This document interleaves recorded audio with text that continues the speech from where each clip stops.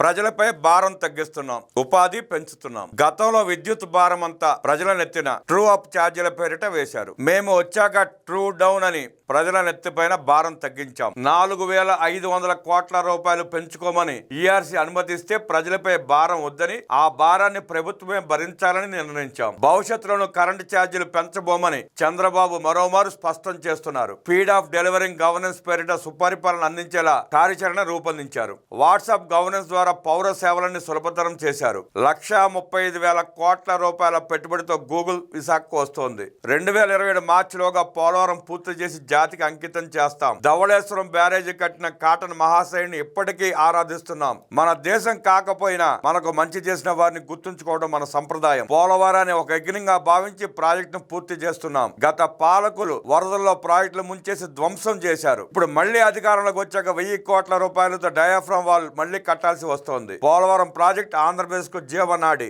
ఈ ప్రాజెక్టుతో ఈ ప్రాంతంలో ఎక్కడా నీటి ఎద్దడి లేకుండా చేయటమే తన లక్ష్యమని ముఖ్యమంత్రి వెల్లడించారు.